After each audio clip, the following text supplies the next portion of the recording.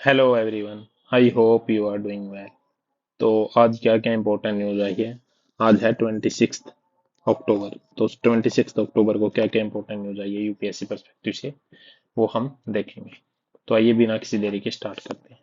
India और China ने वो जो है, मतलब कि डिसएंगेजमेंट स्टार्ट हुआ था। तो कुछ एरियाज हैं जैसे दिप्सांग, डेमचोक, यहाँ पे ना एक कोऑर्डिनेटेड पेट्रोलिंग होगी, उस पे बात हो रही है। मतलब कोऑर्डिनेशन करेंगे, कन्फ्लिक्ट नहीं करेंगे, ये बात हुई है। लेकिन बफर जोन कितना होगा ये अभी तक क्लियर नहीं है, अनक्लियर है। ठीक है। और जो पीएम है, उन्होंने, हमारे पीएम नरेंद्र मोदी जी, उन्होंने यूक्रेन में एक इशू रेज किया है। किसका? सॉरी, जर्मनी में जब वो गए तो जर्मन के चांसलर जब इंडिया आए, क्या नाम है जर्मन के चांसलर का? Olaf Scholz. तो जब ये आए तो उन्होंने यूक्रेन का इशू यहाँ पे रेज किया। ठीक है। तो देखते हैं आज क्या क्या इंपॉर्टेंट न्यूज आई है, उन्हीं को हम डिस्कस करेंगे।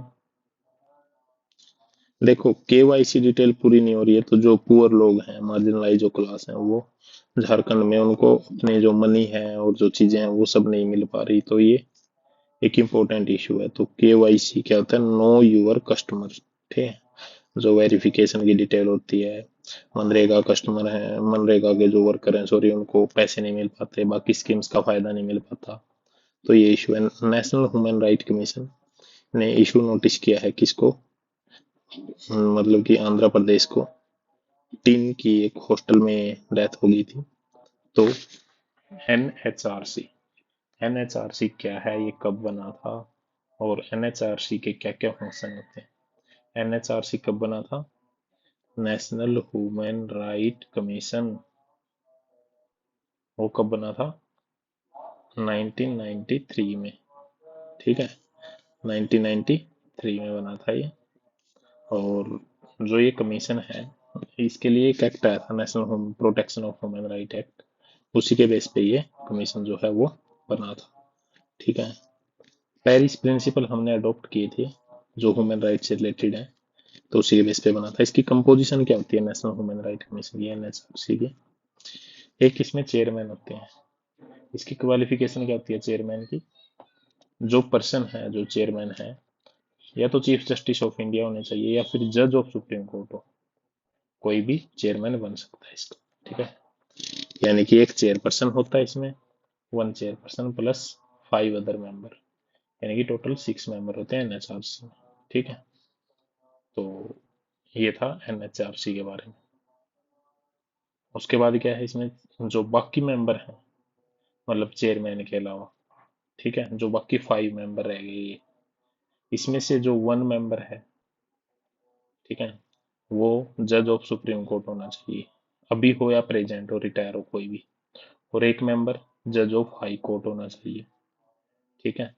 उसके बाद थर्ड थ्री जो मेंबर हैं, उनको प्रैक्टिकल नॉलेज होनी चाहिए किसकी? ह्यूमन राइट की। ठीक है। और 3 मेंबर में से वन एटलीस्ट वुमेन होने चाहिए, एटलीस्ट वन। ठीक है।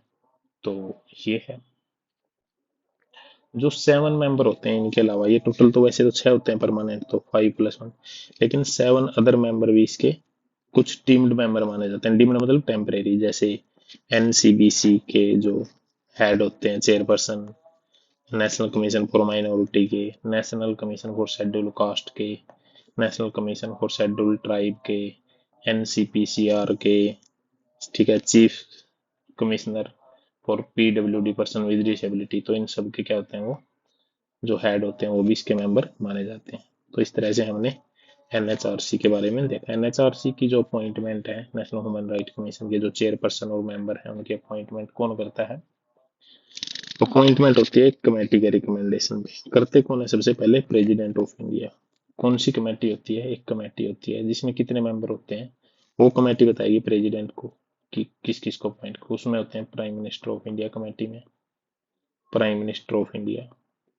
उसके बाद मिनिस्ट्री ऑफ होम अफेयर, जो मिनिस्टर ऑफ होम अफेयर हैं वो लीडर ऑफ अपोजिशन होते हैं, लीडर ऑफ अपोजिशन। और डिप्टी चेयरमैन ऑफ राज्यसभा। और इनका टेन्योर कितना होता है?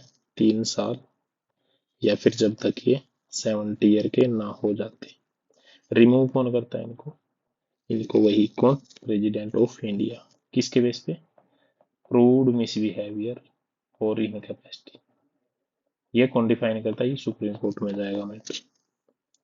या फिर और भी कंडीशन होती है कि वो इंसॉल्वेंट हो या कोई ऑफिस पेड ऑफिस में हो, तो ये सारी चीजें होती हैं।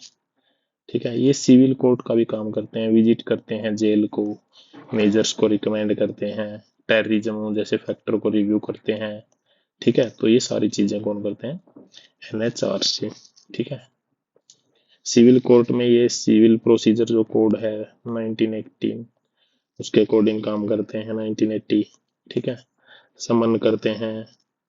तो ये सारी चीजों का काम किसका है? National human right commission.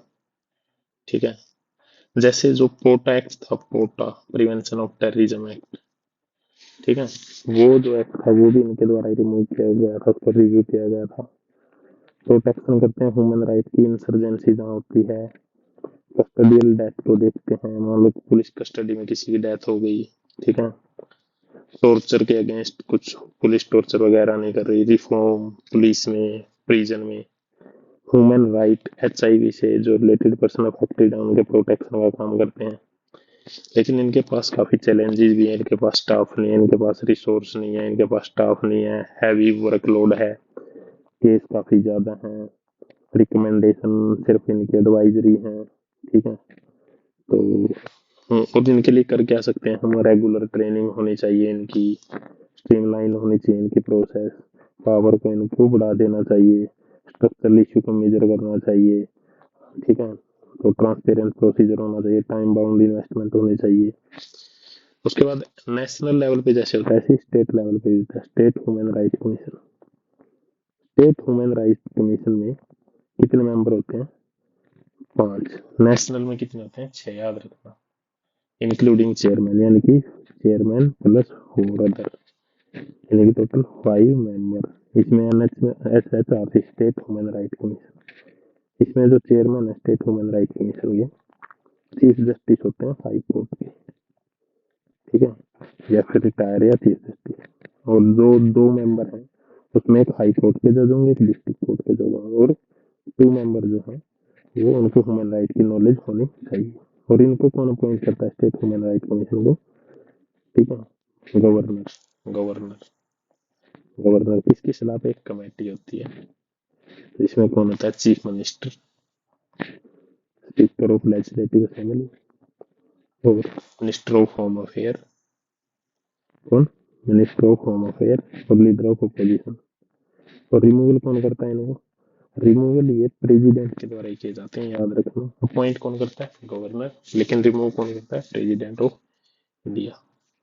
ये काफी इंपॉर्टेंट टॉपिक था जो कि मैंने आप लोगों को यहीं पे करवा दिया। आगे देखते हैं।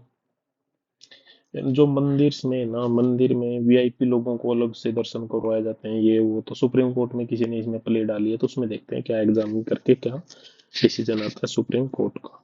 ठीक है, एंटी डिफेक्शन लॉ।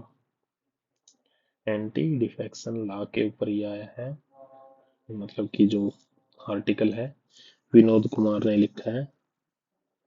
तो ये बोल रहे हैं इसको और ज्यादा मतलब इम्प्रूवमेंट की जरूरत है इसमें। ठीक है, अगर इसमें इम्प्रूवमेंट नहीं हुआ तो फिर इशू क्रिएट हो जाएंगे। क्या है एंटी डिफेक्शन लॉ? स्टार्टिंग में इन्होंने बोला ये इंट्रोड्यूस कब किया गया था? 52nd अमेंडमेंट 1985 में राजीव गांधी की गवर्नमेंट में। डिफेक्शन क्या होता है? मान लो कोई ए पार्टी है, कोई बी पार्टी है, 4 लोग हैं, सी इलेक्ट हुए, ये क्या करे? पार्टी छोड़ के बी में चले जाए। तो पहले पॉसिबल था ऐसा, तो उसी वजह से मतलब एक ऐसा ही कहावत भी है, आया राम गया राम। तो ये फ्रेज है। 1960 में एक बंदे ने क्या किया, स्टार्टिंग में इस पार्टी में था, ए में, फिर बी में गया, फिर ए में आ गया, फिर बी में गया, फिर ए में आ गया, तो उसका नाम रख दिया। ठीक है, मल्टीपल टाइम एक ही दिन में किया उसने ये काम, तो फिर उसका नाम रख दिया आया राम गया राम। ठीक है, तो ये चीजें हैं जो कि काफी इम्पोर्टेंट है। उसके बाद क्या है? सॉरी गाइज, कहाँ गया न्यूज़पेपर? हाँ, आया राम गया राम। तो फिर इसके लिए एक लॉ लेके आएगा जिसको एंटी डिफेक्शन लॉ बोला गया। एंटी डिफेक्शन लॉ में होता क्या है एक्चुअली, ये 10th शेड्यूल ऐड किया गया। कौन सा शेड्यूल? 10th शेड्यूल 1985 में, 52nd अमेंडमेंट एक्ट। ठीक है। तो एंटी डिफेक्शन का क्या मतलब है? आया राम गया राम को मतलब कि और मतलब स्टेबिलिटी के लिए लेके आया गया था। डिस्क्वालीफाई कौन माना जाएगा? कंडीशन होती है अलग अलग, 4 कंडीशन होती है। ठीक है। मान लो कोई इलेक्ट हो गया और वो अपने आप पार्टी की मेंबरशिप छोड़ दे, पार्टी को छोड़ दे वॉलंटरली, ठीक है, तो उसकी मेंबरशिप चली जाएगी। ठीक है। और दूसरी बात क्या है, मान लो पार्टी ने कोई डायरेक्शन इशू कर किया और वो उसके अगेंस्ट वोटिंग कर दे पार्टी के against, उसकी मेंबरशिप चली जाएगी। ठीक है, ये भी है। या फिर तीसरी क्या है, मान लो कोई इंडिपेंडेंट मेंबर है, वो किसी नई पार्टी को ज्वाइन कर ले इलेक्शन के बाद, मान लो कोई इंडिपेंडेंट जीत गया, वो किसी पार्टी को ज्वाइन कर ले। और नॉमिनेटेड मेंबर अगर 6 महीने के बाद, 6 मंथ का टाइम होता है, वो 6 मंथ तक किसी को भी ज्वाइन कर सकता है। 6 महीने के बाद अगर किसी पार्टी को ज्वाइन कर लेता है तो उसका क्या हो जाता है, वो भी मतलब डिस्क्वालीफाई माना जाएगा। अब इम्पोर्टेंट चीज क्या है, इम्पोर्टेंट चीज यह है कि इसमें एक्सपेंस मतलब सॉरी एक्सेप्शन है। क्या एक्सेप्शन है? एक्सेप्शन क्या क्या है? एक तो जो स्पीकर है, स्पीकर ऑफ लोकसभा, ठीक है, तो प्रेसिडाइजिंग ऑफिसर, ठीक है, तो वो क्या है, पार्टी को छोड़ सकता है, सो दैट पार्शियलिटी ना हो। उसके बाद 2/3 मेंबर अगर किसी पार्टी के जाते हैं, मान लो किसी पार्टी के 15 मेंबर हैं, वो मतलब जीत गए 15 MLA, तो उसमें से 2/3 ने, यानी 15 का 2/3, 10 MLA किसी दूसरी पार्टी में चले गए, तो वो डिस्क्वालीफाई नहीं होंगे, यानी कि 2/3 जो मर्जर है वो अलाउड है। ठीक है। तो ये दो क्या है, एक्सेप्शन। आई होप आप लोगों को समझ में आया होगा। इसमें डिसाइडिंग अथॉरिटी कौन होती है? Deciding authority speaker. Speaker is deciding authority in this case. Final deciding authority कौन है? स्पीकर। ठीक है। तो ये चीज है। तो अब इसमें इशू क्या क्या आ रहे हैं, देखो इन्होंने जो राइटर ने बोला है इशू, स्टार्टिंग में जो ये मर्जर का एक्सेप्शन था ना, वो 1/3 था, फिर बाद में 2/3 कर दिया गया, क्योंकि डिफेक्शन रुक ही नहीं रहा था।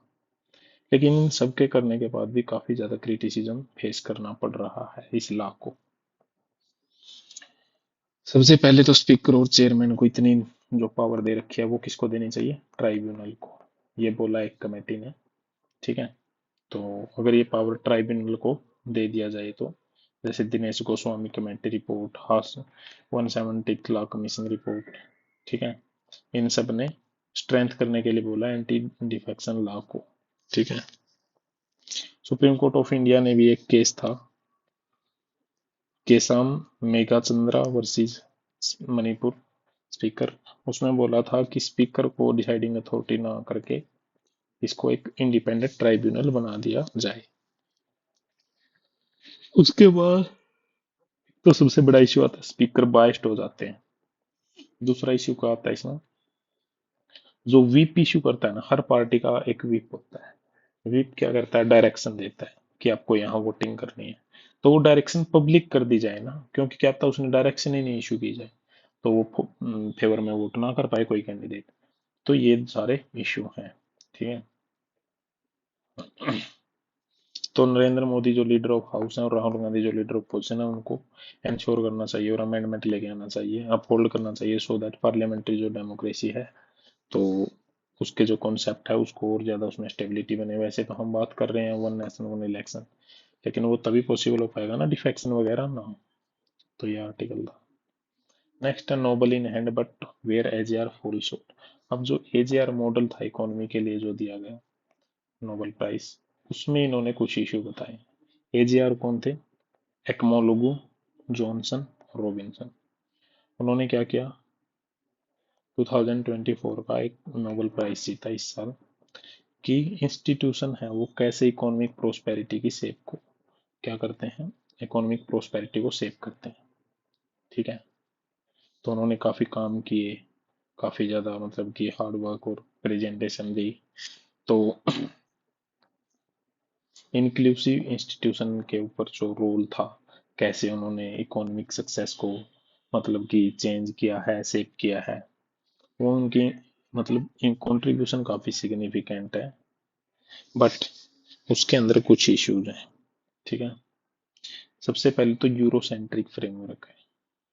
दूसरी बात क्या, ओवर सिंप्लीफाई कर देता है कॉम्प्लेक्स हिस्टोरिकल और इंस्टीट्यूशनल डायनेमिज्म को। कॉलोनियल जो ओरिजिन ऑफ कंपैरेटिव डेवलपमेंट, जो इंपेरिकल इन्वेस्टिंग, उन्होंने क्या कहा, economic fortune of nation today can be traced to the type of institution, उन्होंने टाइप ऑफ इंस्टीट्यूशन की बात की। ठीक है। जबकि उन्होंने बोला यूरोप में काफी अच्छे मोरालिटी रेट है, और यूरोप वालों ने क्या किया, एक्सट्रैक्टिव इंस्टीट्यूशन क्रिएट किया एक्सप्लॉइट करने के लिए रिसोर्सेज को, ये बात की। ठीक है। जबकि यूरोपियन के इंस्टीट्यूशन सेटल और सरवाइव कर सकते हैं, और उन्होंने इंक्लूसिव इंस्टीट्यूशन भी काफी ज्यादा क्या किए थे, क्रिएट किए थे, प्रॉपर्टी राइट को और पावर को मतलब चेक रखने के लिए। ठीक है। एजीआर ने अपना आर्ग्यूमेंट लिखा व्हाई नेशन फेल्स में, उन्होंने सजेस्ट किया इंक्लूसिव इंस्टीट्यूशन है वो नेसेसरी है सस्टेन करने के लिए इकोनॉमिक ग्रोथ को, और extractive institution keep nation in poverty, और एक्सट्रैक्टिव जो इंस्टीट्यूशन है वो नेशन को कहाँ रखते हैं, पुअर्टी में। सबसे पहले तो इन्होंने बोला डीपली यूरोसेंट्रिक, उनके फ्रेमवर्क में उन्होंने 5 फ्लो निकाले। ठीक है। उन्होंने क्या बोला, सबसे पहले तो एजीआर का जो वर्क है वो क्या एज्यूम करता है, जो European model of post institution है वही यूनिवर्सल पाथवे है, उन्हीं से ही वर्ल्ड का जो डेवलपमेंट है वो हो सकता है। तो इस मीन्स उनका जो पर्सपेक्टिव है वो क्या है, यूरोसेंट्रिक है। ठीक है। जैसे ट्रेडिशनल जो अप्रोच है कंपेरेटिव पॉलिटिक्स में वो यूरोसेंट्रिक है ना। ठीक है। तो एजीआर ने यही बोला है कि रिप्लिकेट अगर किसी को करना है तो यूरोपियन मॉडल को कर ले, इन्होंने यही बात बोली है। ठीक है। बट ये हर जगह तो लागू नहीं हो सकता ना, अलग अलग कंट्री के अलग अलग डिमांड है। तो जो स्कॉलर हैं यूएन यूएंगा, उन्होंने क्रिटिक हैं एजीआर के, चैलेंज प्रेजेंट किया है। ठीक है। उनके जो डेटर्मिनिस्टिक और टेलियोलॉजिकल मॉडल, एक होता है डियोंटोलॉजिकल, एक होता है टेलियोलॉजिकल, ये बड़े इंपॉर्टेंट कीवर्ड है। डियोंटोलॉजिकल होता है duty base, mean base, mean अच्छा है तो एंड अच्छा होगा। टेलियोलॉजिकल होता है एंड बेस, एंड अच्छा होना चाहिए। ठीक है।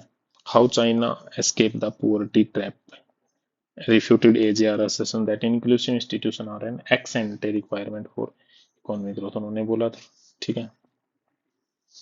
तो उन्होंने एक कंसेप्ट इंट्रोड्यूस किया था, डायरेक्ट इम्प्रोवाइजेशन, ये डिसेंट्रलाइजेशन जो मैकेनिज्म था किसका, इटरेटिव एक्सपेरिमेंटेशन। ठीक है। तो मेन चीज एक ही थी। ठीक है। सबसे पहले तो मतलब फर्स्ट हमें पता चल गया फर्स्ट इश्यू क्या था। सेकंड क्रिटिक क्या था, it can not adequately explain western development itself, ये खुद ही वेस्टर्न डेवलपमेंट को अच्छे से एक्सप्लेन नहीं कर पाए। ठीक है। फॉर एग्जांपल जो इंडस्ट्रियल रिवॉल्यूशन हुआ था ब्रिटेन में, वहां पे बहुत सारी इंडस्ट्री लगी थी तो लेबर का काफी एक्सप्लॉयटेशन हुआ था। ठीक है। तो वो काफी क्रोनिज्म था, करप्ट था, तो फिर उनको कैसे हम इंक्लूसिव इंस्टीट्यूशन बोल सकते हैं। थर्ड, उनका जो फ्रेमवर्क है वो काफी सिंपलिस्टिक और हिस्टोरिकल है, कोई उसमें हिस्ट्री से कुछ लिया नहीं गया है, तो उन्होंने डायरेक्टली बोल दिया। ठीक है। फॉर एग्जांपल जो यूएस और यूके हैं, उन्होंने अपनी जो इंडस्ट्रियल डोमिनेंस प्राप्त किया वो प्रोटेक्शनिज्म से की है। फोर्थ क्या है, ओवर सिंप्लाई कर देता कॉम्प्लेक्स हिस्टोरिकल प्रोसेस को, डायरेक्ट बस ये बोल देता है कि ये इंस्टीट्यूशन एक्सट्रेसिव और इंक्लूसिव, और भी हो सकते हैं इंस्टीट्यूशन इनके अलावा। फिफ्थ क्या है, ओवरलुक किसको कर देता है, lasting impact of colonial institution का, क्या इम्पैक्ट रहा होगा जो आज कंट्रीज हैं, स्ट्रक्चरल डिपेंडेंसी है। तो ये सारे 5 इश्यूज हैं। ठीक है। Economics Nobel celebrates AJR model but their Eurocentric framework falls short of representing global south को, ये प्रेजेंट नहीं कर रहा। ये आप ना पीएसआईआर में होलिस्टिकली यूज कर सकते हो ये आर्टिकल। ओवर सिंप्लीफाई करता है हिस्ट्री को और इग्नोर करता है डाइवर्स डेवलपमेंट को। पॉलिटिकल इकोनॉमी अप्रोच में आप इसको यूज कर सकते हो, पॉलिटिकल जो मतलब कि सोशोलॉजी अप्रोच में भी आप इसको यूज कर सकते हो। आगे चलते हैं। Army reassessing strategy to tackle terrorism in Kashmir, कैसे टेररिज्म को टैकल किया जाए, ठीक है। तो उस स्ट्रेटजी को फिर से रीअसेस किया जा रहा है। ये फालतू की न्यूज है। मेरी आवाज ने बोला है कि जो प्राइम मिनिस्टर ने बोला है डायलॉग एंड डिप्लोमेसी, हम बात करने को तैयार हैं कश्मीर पे। जो एनिमल सेंसेस है 21st वो स्टार्ट होने वाली है। हर 5 साल में होती है, ये बात याद रखना। उड़ीसा में दाना साइक्लोन आ गया, हमने काफी डिटेल में बताया था साइक्लोन के बारे में कल। और इसरो का डिपार्टमेंट ऑफ बायोटेक्नोलॉजी है, वो एग्रीमेंट करेगा बायोटेक्नोलॉजी के साथ। मतलब बायोटेक्नोलॉजी एक्सपेरिमेंट, मतलब साइन किया एग्रीमेंट। बायोटेक्नोलॉजी एक्सपेरिमेंट इंडिया जो इसरो है वो करना चाहता है स्पेस स्टेशन पे। मनरेगा जो वर्कर हैं वो ऐड भी हो रहे हैं और माइनस भी हो रहे हैं डिजिटल उसकी वजह से। जो मुद्रा योजना थी ना उसमें 20, मतलब जो पैसा था वो डबल कर दिया। 0 से 5 था, 5 से 10 था, 10 से 20 था। 5 की जगह 10 कर दिया, 10 की जगह 20 कर दिया। इसराइल और लेबनान का काफी वॉर चल रहा है, तो ये सब इसमें इम्पोर्टेंट है। तो आज के आर्टिकल में यही चीजें इंपॉर्टेंट थी। आई होप आप लोगों को अच्छी लगी होगी। आज बैकग्राउंड नॉलेज नहीं देख पाएंगे, वो कल कंटिन्यू करेंगे। Thank you guys, thanks a lot.